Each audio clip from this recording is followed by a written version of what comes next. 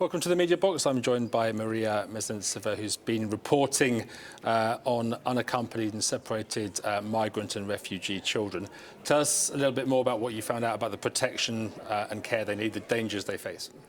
Yeah, so you know, the report has been prepared for a little bit more than 1 year, and recent developments with the full-scale war of Russia against Ukraine had to add a little bit extra value to the text. So I examined the waves of migrant children, separated migrant children throughout the Mediterranean. Of course, in the focus, the famous spots of conflicts, but actually wars. And what we are seeing is one country which is missing now in the Council of Europe, Russian Federation, was putting a foot in every almost spot of it, and it concerns Afghanistan, Syria. We can also talk about Georgia, Moldova, and Ukraine, which are in the spot now of European integration. But in terms of the paramount right of a child for education, for safe living, for food and access to other services of social life, this road of basic rights is breached, of course. Just recently, before the debate in the plenary, we had a side event with an Afghan boy, Mr. Khan, who is now residing in Belgium with papers. But he went through a very, very long, bumpy road to actually even prove that he was a minor. He was under 18.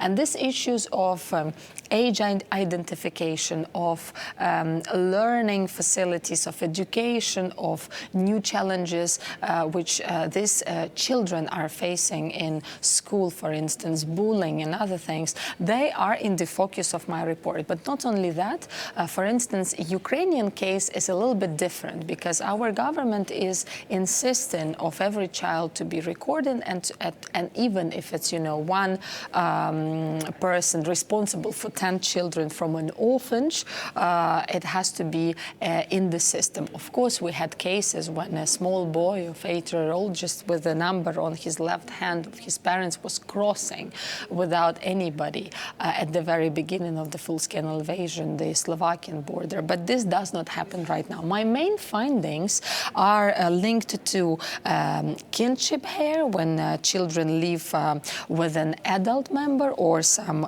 extended family. So we are focusing on the scheme of the best interest of the child, BIC, widely used even before my resolution and my paper.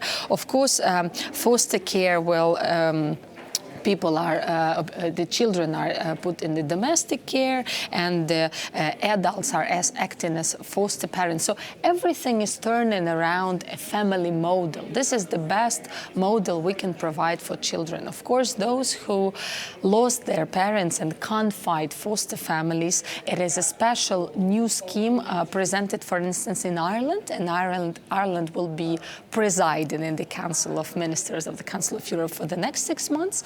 They are extending this platform so the foster families and foster parents can register for such systems to actually not just be hosting temporary displaced persons, but to be hosting minors.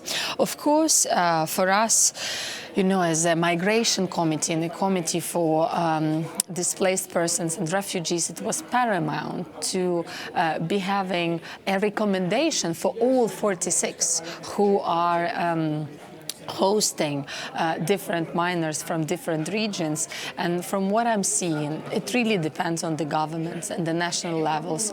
So these recommendations, we highly hope, will be taken into account.